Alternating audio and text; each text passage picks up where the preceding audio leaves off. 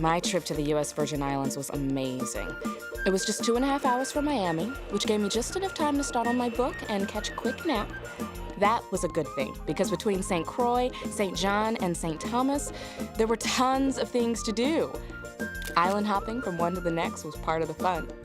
It's just a quick 20-minute flight from St. Croix to St. Thomas and just 15 minutes on the ferry from St. Thomas to St. John. Each island has its own unique vibe. You kind of have to see them all. Getting around the islands was easy, too, and gorgeous. I love the open-air taxis. It's too beautiful outside to be closed in a minute longer than you have to be. And you can always rent a car or a scooter. Just remember to drive on the left side of the road. I saw so many beautiful sights, I can't even begin to tell you about them all. Scenic trails, idyllic cottages, eco-tours. I even saw a couple getting married on the beach. So romantic. Honeymoons would be perfect there.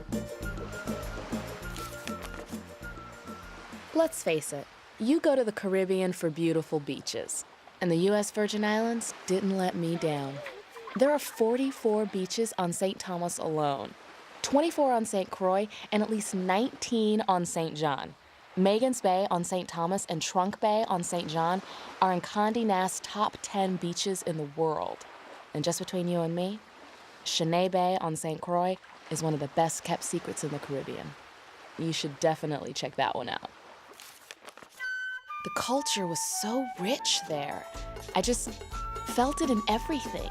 The people, the architecture, the music, food, the festivals, the history. Over the years, these islands have belonged to Holland, England, Denmark, Spain, France, Malta, and now the United States. It's this great tapestry of history and beauty that just takes over all your senses. Since these amazing islands are part of America, I didn't even need a passport to visit. US citizens never do. English is the official language, and the US dollar is the accepted currency. All in all, I felt right at home in paradise. I couldn't help but be fascinated by the stories that shape the island's culture. It's so breathtakingly beautiful. It's easy to see why so many explorers, pirates, kings and queens have been drawn there over the centuries. If you are into history, there are definitely some sites worth checking out, like Salt River Bay on St. Croix. It's where Christopher Columbus landed in 1493. Other great historical figures spent time there too, including Alexander Hamilton, who spent so much of his childhood on St. Croix, they say he considered himself a Prussian. That's what the locals call someone born on St. Croix. Another place I loved was Drake's Seat. It overlooks Magens Bay, which is gorgeous. It's where Sir Francis Drake sat guard against pirates and foreign armies. You can sit right where he did, but there's nothing to guard against anymore. It's all about the view. I was surprised to see all the sugar mill ruins around. Sometimes you'll see the remains of a whole sugar plantation, but mostly you'll see a lone sugar mill at the top of a beautiful hill or come across one on a trail. They're beautiful reminders that these islands were once a major source of sugar to the world. You history buffs will find loads to explore. Old slave quarters, museums, even a real rum factory. Cruzan Rum has been making rum on St. Croix for almost 250 years. And let me tell you, it's good stuff.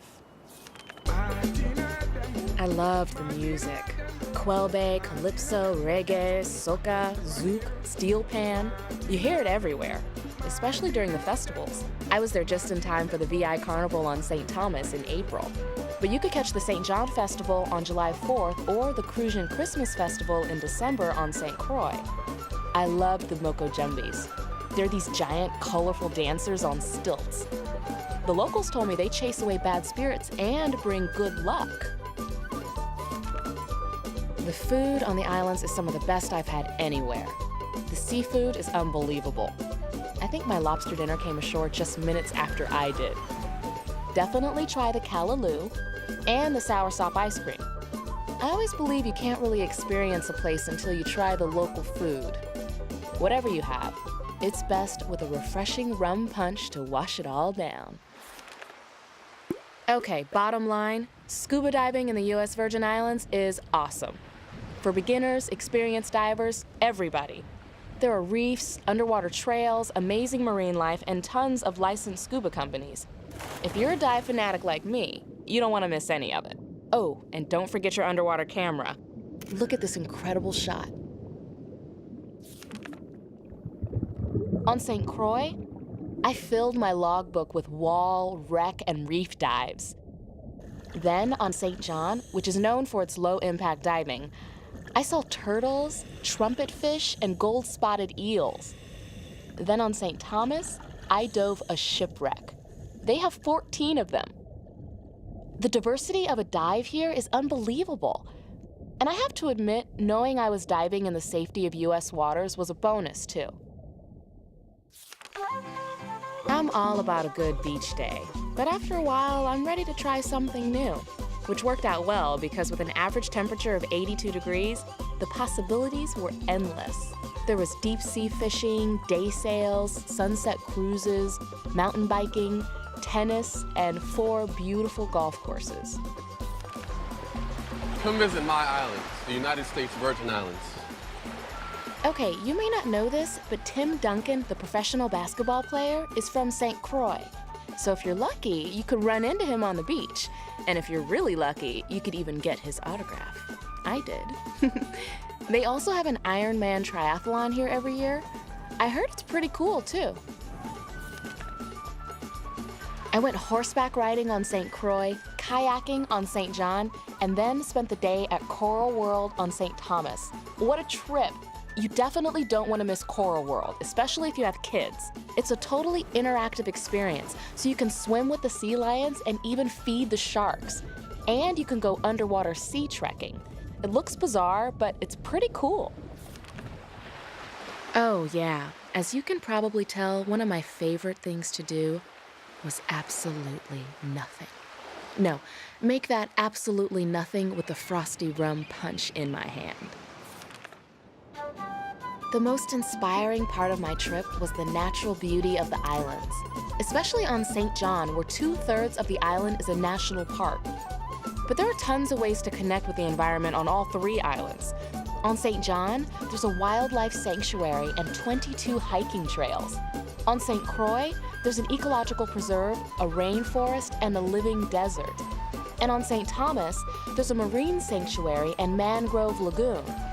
I even saw baby sea turtles on Buck Island. Oh, that's a little island just a boat ride away from St. Croix. Okay, let's be honest. No trip is complete without shopping, right? And this is the perfect place to do it. First of all, the U.S. Virgin Islands have the best duty-free shopping allowance in the Caribbean, $1,600 tax-free. And you'll find tons of quaint boutiques, local artisans, outdoor markets, and really original island art, some beautifully carved in mahogany. Plus perfume, liquor, spices, you name it. Oh, and best of all, some really unbelievable deals on jewelry. I had to pick up an extra suitcase just to get it all home. It's so beautiful. I could definitely see getting married there one day. I actually did see a wedding there on my trip, and I met plenty of people who were on their honeymoon. My friends, Jackie and Greg, said all they did was mail in their wedding application to arrive 8 days ahead, and next thing you know, they were toes in the sand saying their vows on the beach. You've gotta love that. Even though I wasn't on my honeymoon, the romance is built right into these islands.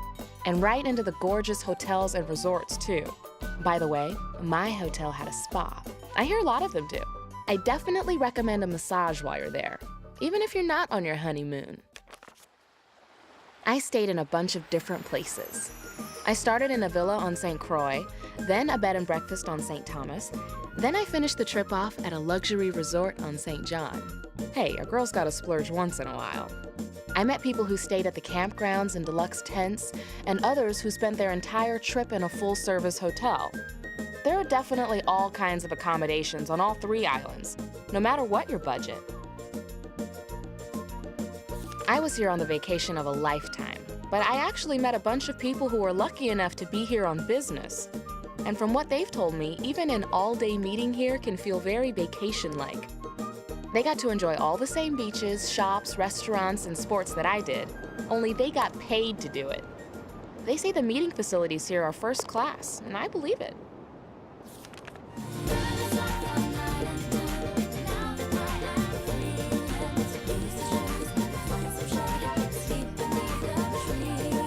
Once I got on island time, I wanted to stay there.